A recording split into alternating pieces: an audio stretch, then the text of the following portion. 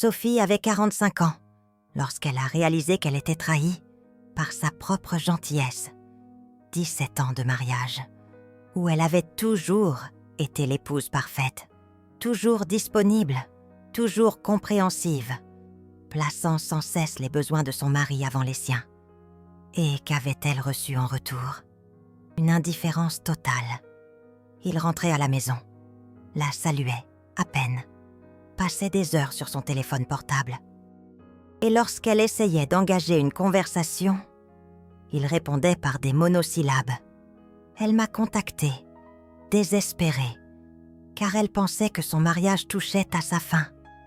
Elle avait déjà tout essayé, de la lingerie fine, des dîners aux chandelles, des conversations à cœur ouvert sur leur relation. Rien ne fonctionnait. Il restait distant, froid, comme si elle était invisible. Sophie faisait exactement ce que la plupart des femmes mûres font. Lorsqu'elles sentent leur mari s'éloigner, elle en faisait plus. Mais j'ai expliqué à Sophie une vérité psychologique qui va aussi révolutionner votre vie. Les hommes ne valorisent pas ce qui est toujours disponible, peu importe l'âge, peu importe depuis combien de temps vous êtes ensemble.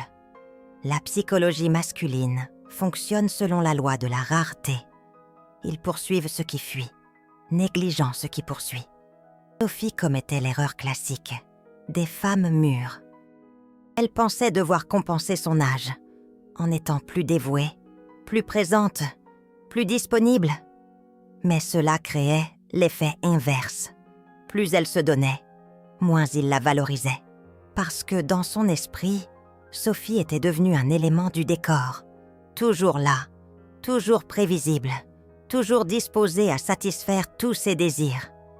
La stratégie qui a tout changé est ce que Nilda Chiaraviglio appelle la mise à distance stratégique. Ce n'est pas de la froideur. Ce n'est pas de l'indifférence cruelle. C'est reprendre votre propre vie et cesser de graviter autour de lui, comme s'il était le soleil. C'est un changement subtil, mais puissant, qui réveille quelque chose de primitif dans l'esprit masculin. Sophie a commencé petit à petit. Lorsqu'il rentrait à la maison, elle ne courait plus pour l'accueillir à la porte. Elle continuait ses activités normalement et se contentait de lui faire un signe de la cuisine. Lorsqu'il se plaignait que le dîner n'était pas prêt, elle répondait calmement qu'elle était en train de terminer quelque chose d'important et qu'il pouvait se faire réchauffer quelque chose au micro-ondes, sans drame, sans explication longue, juste des faits simples. Sa réaction initiale a été de l'irritation. Il était habitué à Sophie, toujours disponible, toujours désireuse de lui plaire. Mais quelque chose d'intéressant a commencé à se produire. Après une semaine, il a commencé à la remarquer davantage. Où elle était, ce qu'elle faisait. Pour la première fois depuis des années, il était attention à sa femme. Ce que Sophie ignorait, c'est qu'il existe une différence fondamentale entre la façon dont les hommes jeunes et les hommes mûrs réagissent à l'indifférence féminine. Les hommes jeunes peuvent chercher de l'attention ailleurs, lorsque leur petit ami s'éloigne. Mais les hommes mûrs, surtout ceux qui sont dans des relations longues, ont une réaction différente. Ils commencent à se demander ce qui a changé, et cela réveille la curiosité qui était morte depuis des années. Sophie a cessé de lui demander comment s'était passée sa journée lorsqu'il rentrait du travail, a cessé d'envoyer des messages affectueux pendant la journée, a cessé de planifier des sorties romantiques pour le week-end.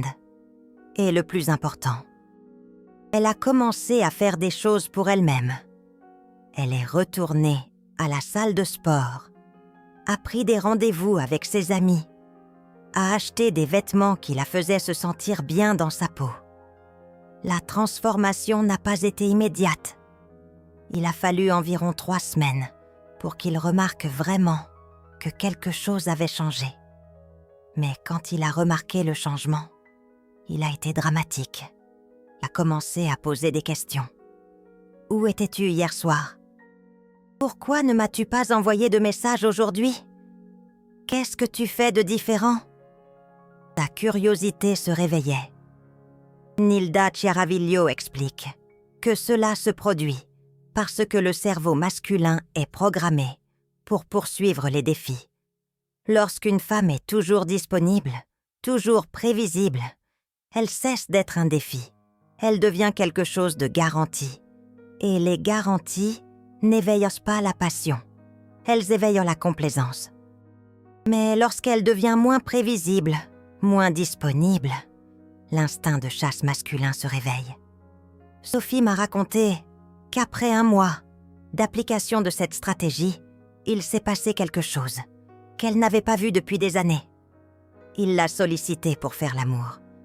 Ce n'était pas seulement une question physique, c'était différent. Il la regardait vraiment, prêtait attention aux détails, comme s'il redécouvrait la femme, avec laquelle il vivait depuis 17 ans. Mais le moment décisif est arrivé, 2 mois plus tard. Sophie avait réservé un dîner avec ses amis, un samedi soir, lorsqu'il a découvert qu'elle ne serait pas à la maison le week-end. Pour la première fois, il a eu une réaction qui les a surpris tous les deux. Il était véritablement contrarié, pas irrité, contrarié, comme un enfant qui va être privé de son jouet préféré. C'est alors que Sophie a réalisé le pouvoir de cette stratégie. Il ne la considérait plus comme acquise. Pour la première fois depuis des années, il avait l'impression qu'il pouvait la perdre. Et cela a complètement changé la dynamique entre eux. Il a commencé à rivaliser pour son attention, a commencé à planifier des surprises, a commencé à démontrer son appréciation pour les choses qu'elle faisait. La psychologie derrière cela est fascinante. Les hommes mûrs ont un besoin profond de se sentir importants dans la vie de leur femme.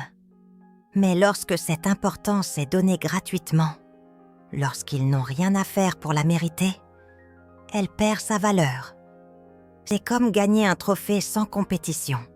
Cela n'a pas d'intérêt, n'éveille pas la fierté. Lorsque Sophie a cessé de le traiter comme le centre de son univers, il a dû commencer à travailler pour reconquérir cette position. Et les hommes, surtout les hommes mûrs, adorent un défi. Ils savent qu'ils peuvent relever. Sophie n'était pas cruelle, ni manipulatrice. Elle vivait simplement sa propre vie, au lieu de vivre uniquement en fonction de la sienne. Ce qui est intéressant, c'est que Sophie n'a pas eu besoin de se transformer en une personne différente. Elle est restée la même femme, aimante et dévouée. Mais maintenant, son amour et son dévouement avaient de la valeur, parce qu'ils n'étaient pas donnés indistinctement. Il devait montrer qu'il méritait son attention. Et cela a fait toute la différence. 3 mois après le changement, le mari de Sophie a fait quelque chose qu'elle n'avait pas vu depuis plus de 10 ans.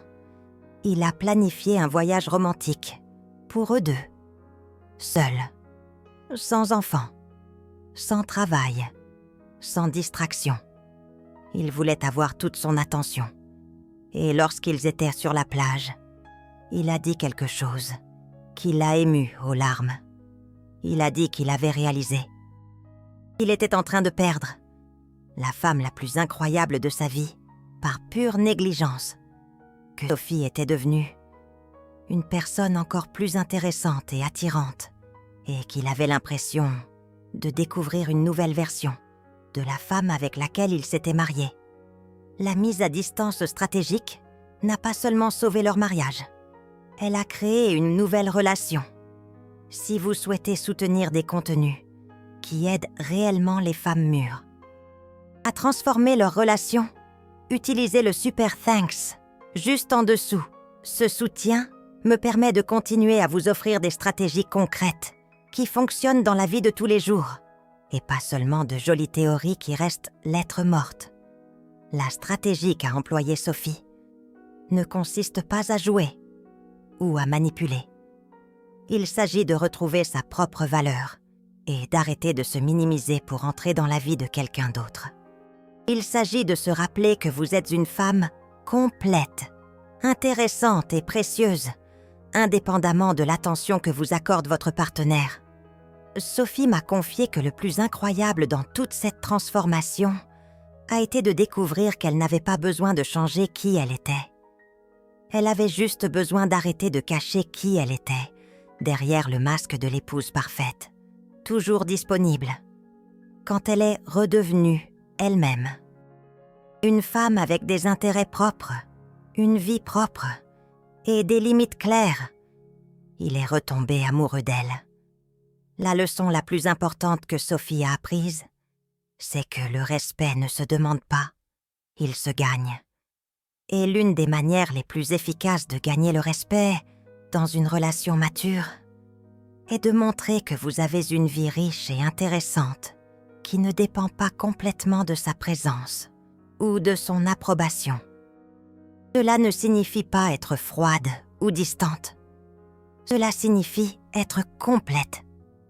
Mais la stratégie de Sophie a eu des conséquences qu'elle n'avait pas anticipées. Après qu'il ait commencé à lui manifester plus d'intérêt, d'autres hommes ont aussi commencé à la remarquer. Au travail, ses collègues complimentaient son changement, son assurance, son rayonnement. À la salle de sport, un coach, 20 ans plus jeune, a commencé à engager la conversation. Sophie ne recherchait pas l'attention masculine, mais elle irradiait quelque chose qui attire naturellement. Cela se produit parce que, lorsqu'une femme mûre arrête de vivre en fonction d'un homme, elle recommence à vivre en fonction d'elle-même. Et cela réveille un magnétisme naturel qui était endormi.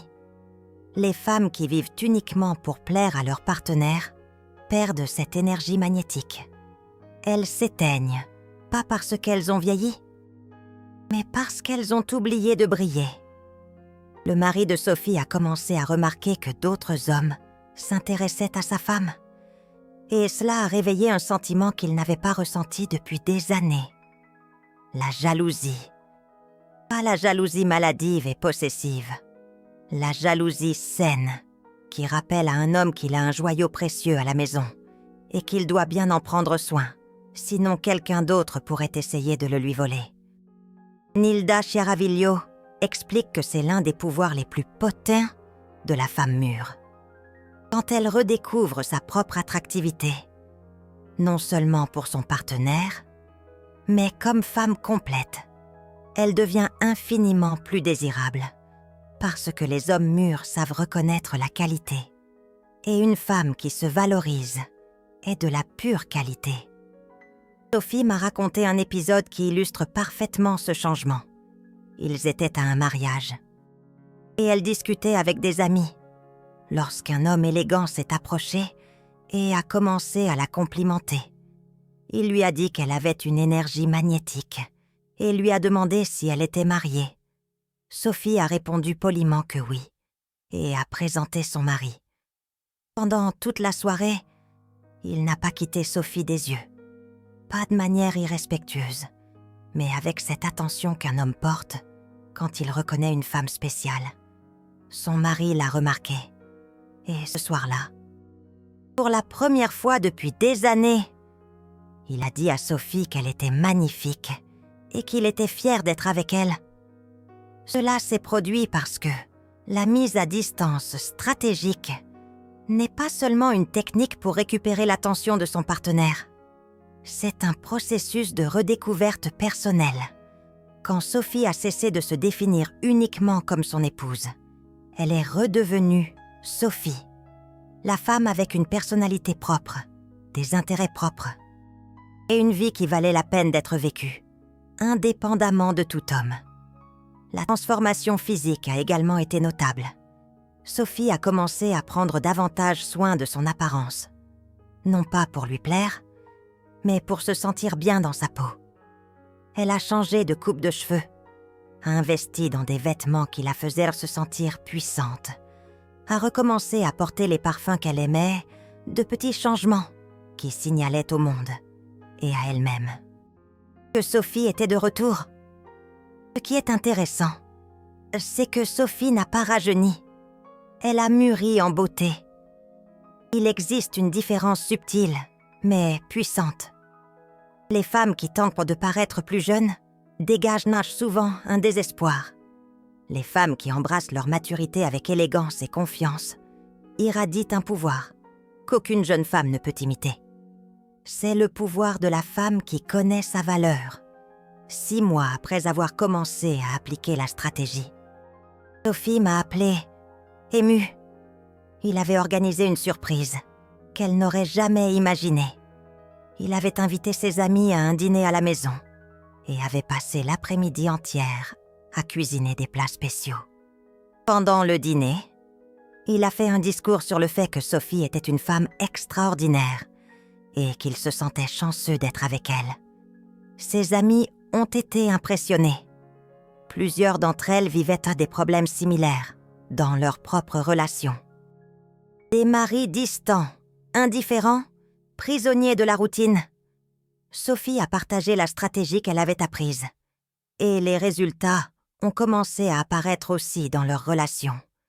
La mise à distance stratégique fonctionne parce qu'elle touche à quelque chose de primitif dans la psychologie masculine. Mais Sophie a tenu à préciser quelque chose d'important à ses amis. La stratégie ne consiste pas à manipuler ou à jouer à des jeux psychologiques. Il s'agit de retrouver sa propre intégrité en tant que personne. Il s'agit de se rappeler que vous existiez avant cette relation et que vous pouvez parfaitement bien exister sans elle. Ce n'est pas une menace, c'est un fait. Quand un homme mûr réalise que la femme à ses côtés n'a pas besoin de lui, mais choisit d'être avec lui, cela change complètement la dynamique. Le besoin peut générer de la pitié ou de l'obligation. Le choix génère de la gratitude et du respect. Et les relations matures se construisent sur la gratitude et le respect, bien plus que sur la passion aveugle de la jeunesse. Sophie a aussi découvert quelque chose sur elle-même pendant ce processus. Elle était devenue codépendante, sans s'en rendre compte. Son bonheur dépendait totalement de son humeur et de son attention. Quand il allait bien, elle allait bien. Quand il était distant, elle paniquait. Ce schéma était devenu toxique pour tous les deux. La mise à distance stratégique a brisé cette codépendance. Sophie a repris la responsabilité de son propre bonheur. Et cela a soulagé une pression énorme sur ses épaules. Il n'avait plus besoin d'être responsable de l'humeur et du bien-être émotionnel d'une autre personne adulte. Il pouvait simplement être le partenaire d'une femme complète et heureuse.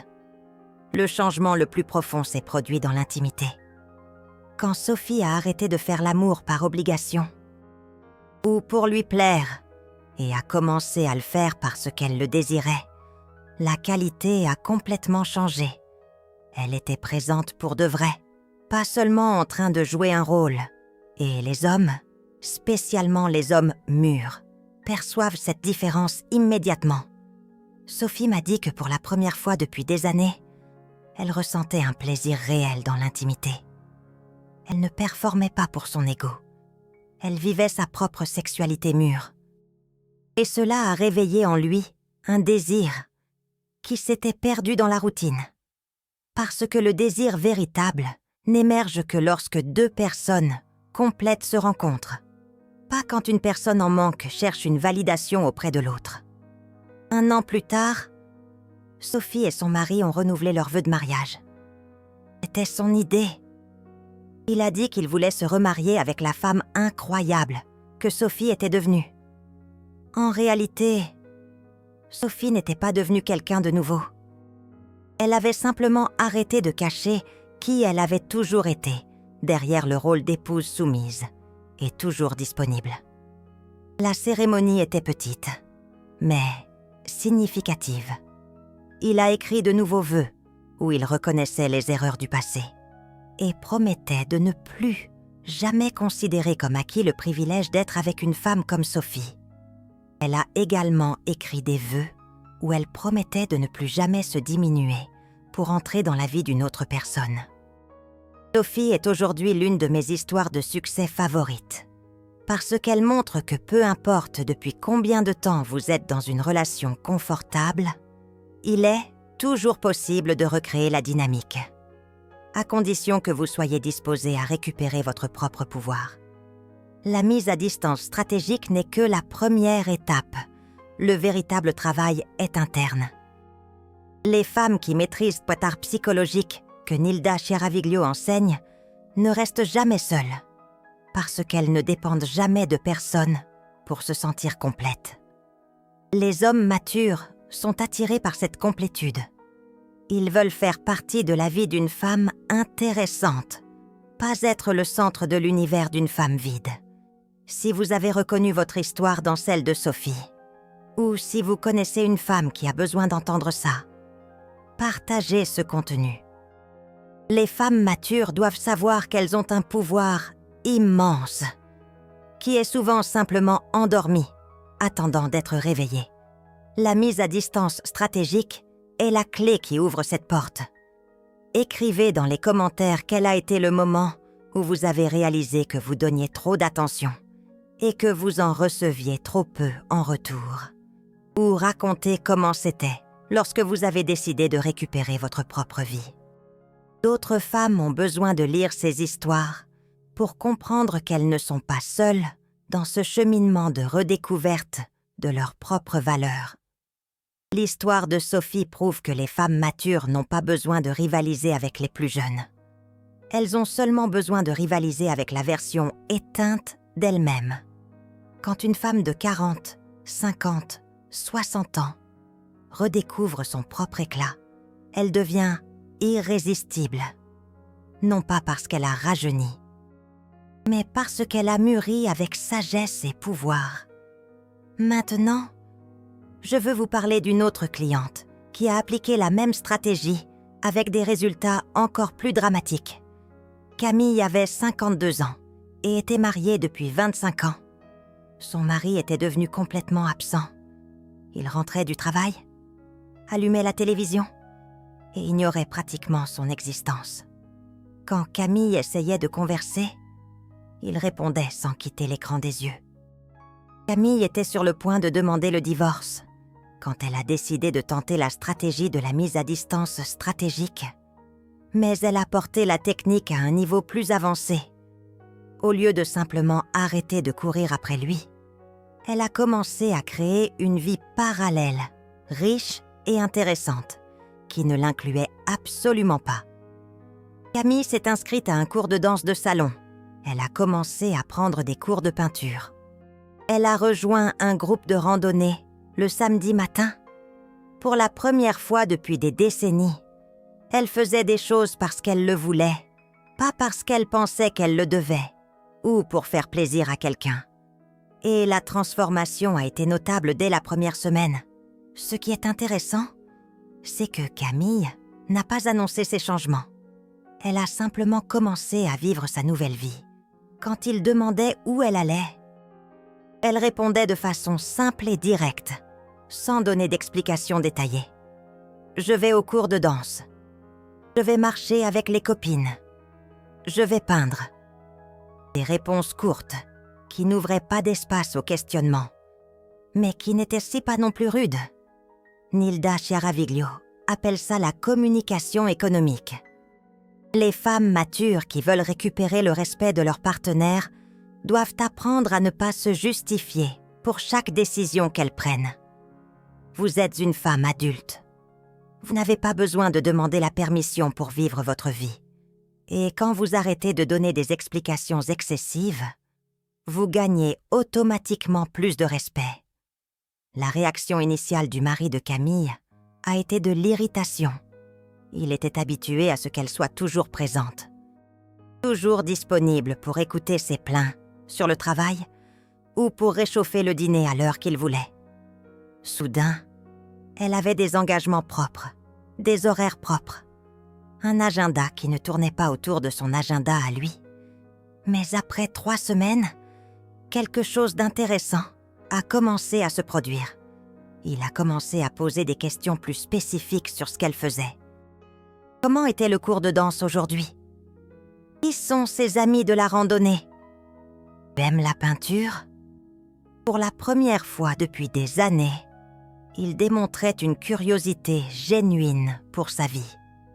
Camille m'a dit que c'est à ce moment-là qu'elle a réalisé le pouvoir de la stratégie. Quand elle était toujours disponible, il n'avait pas besoin de s'intéresser à sa vie, parce qu'il pouvait la contrôler complètement. Mais quand elle est devenue moins prévisible, moins contrôlable, la curiosité s'est réveillée, et la curiosité est la première étape vers un intérêt renouvelé. La transformation physique de Camille a également été impressionnante. La danse tonifiait son corps d'une façon que la salle de sport n'avait jamais réussi. La peinture relaxait son esprit, et cela se reflétait dans son expression faciale. Les randonnées lui donnaient énergie et vitalité. Camille était littéralement en train d'éclore à 52 ans.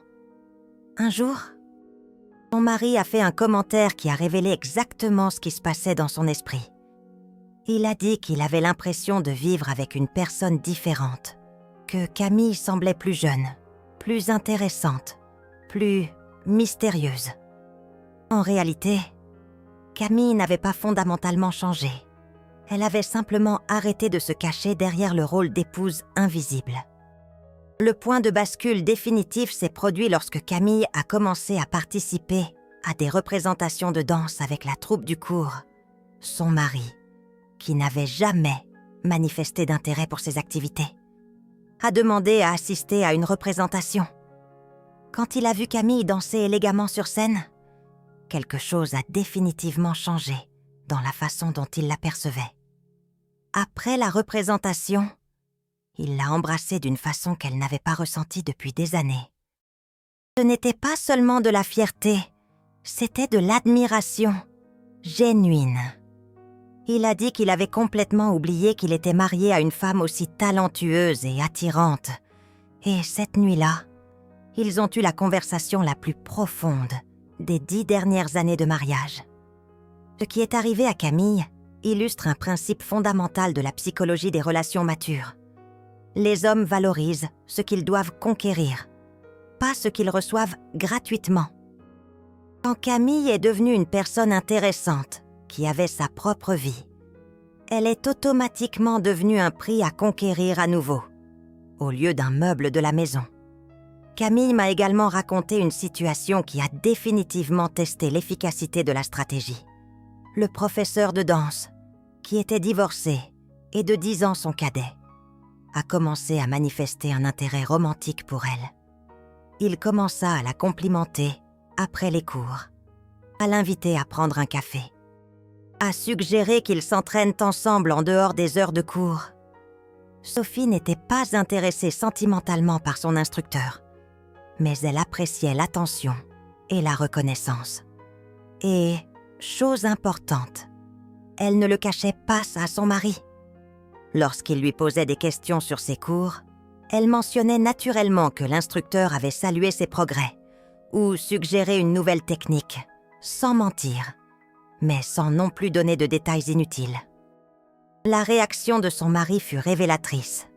Pour la première fois depuis des décennies, il fit preuve de jalousie. Pas la jalousie toxique qui tente de contrôler, mais la jalousie saine, celle qui reconnaît qu'on a quelque chose de précieux à perdre. Il commença à faire des remarques sur le charme de Sophie, sur sa chance d'être avec elle, sur l'envie qu'il suscitait certainement chez les autres hommes.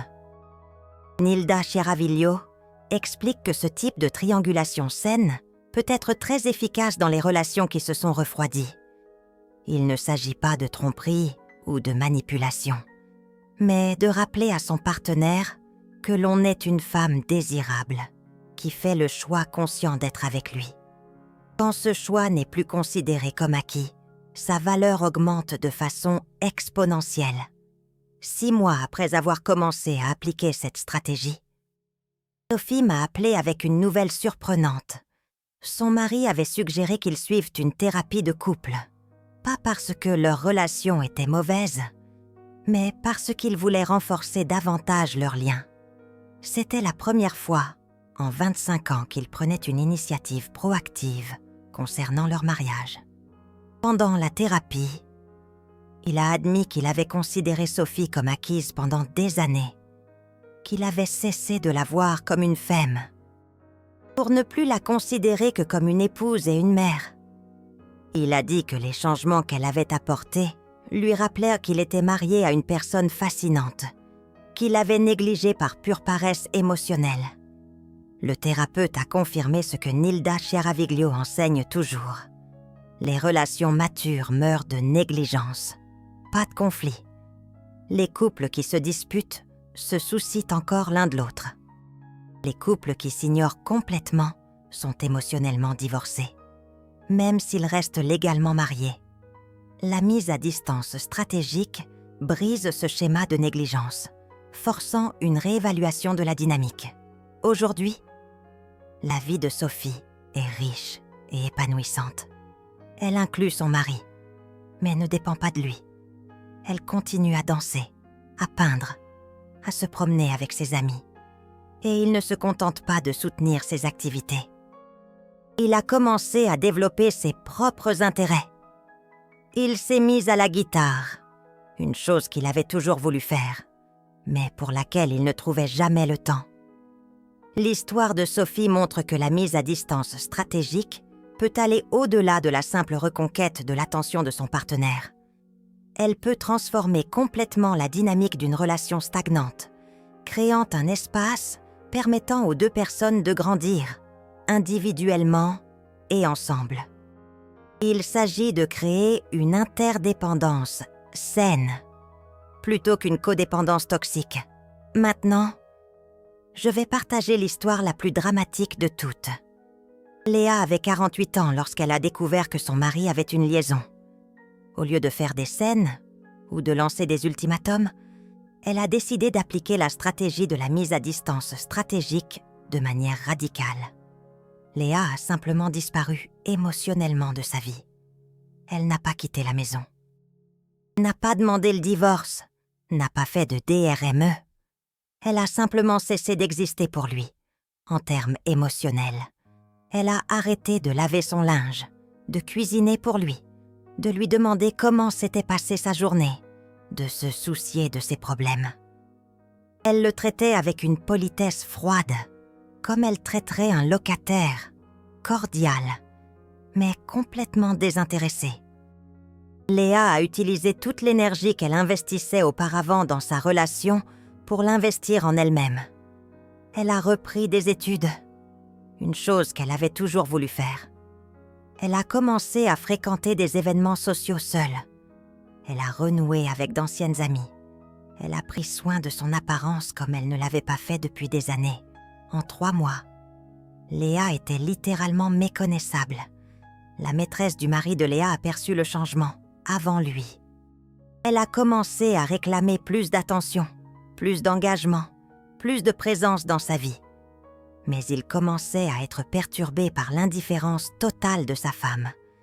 Léa était devenue une énigme dans sa propre maison, présente physiquement, mais complètement, absente émotionnellement. Après 4 mois, Léa était tellement transformée qu'elle a commencé à recevoir des invitations romantiques. Un collègue de travail veuf a commencé à la courtiser discrètement.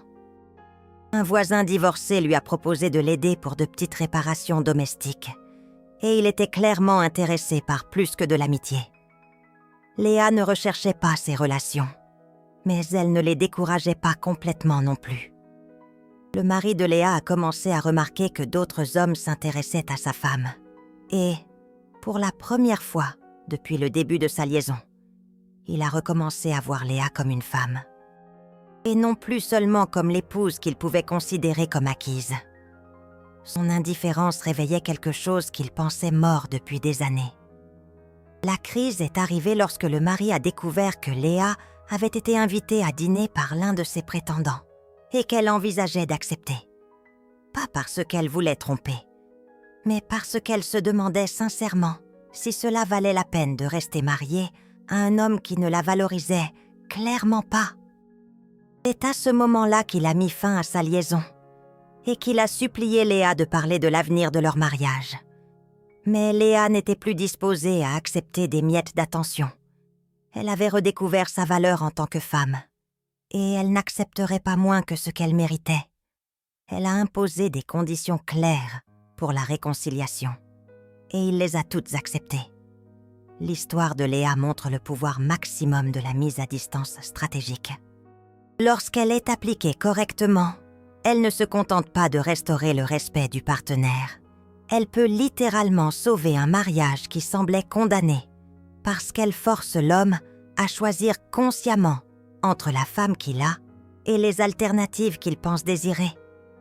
Aujourd'hui, Léa a le mariage de ses rêves, non pas parce qu'ils sont redevenus comme avant, mais parce qu'ils ont construit quelque chose de complètement nouveau, basé sur le respect mutuel et le choix conscient. Elle ne sera plus jamais considérée comme acquise, parce qu'elle a prouvé qu'elle avait une valeur indépendante de lui, et que rester mariée est un choix, pas une nécessité. Ces 3 histoires, Sophie, Carla et Léa, montrent différentes applications de la même stratégie fondamentale. La mise à distance stratégique fonctionne parce qu'elle touche à quelque chose de primitif dans la psychologie masculine mature. Les hommes respectent et valorisent ce qu'ils ne peuvent pas contrôler complètement. Et une femme avec une vie propre, un but propre et une valeur propre est naturellement incontrôlable. Si vous êtes arrivé jusqu'ici et que vous avez reconnu des éléments de votre propre histoire dans ces récits, alors vous avez déjà franchi la première étape. Reconnaître que vous vous êtes perdu dans le rôle d'épouse, toujours disponible, est le début du chemin du retour vers vous-même. Et ce chemin vaut chaque pas, parce qu'au final, vous ne vous contentez pas de récupérer votre relation, vous récupérez votre vie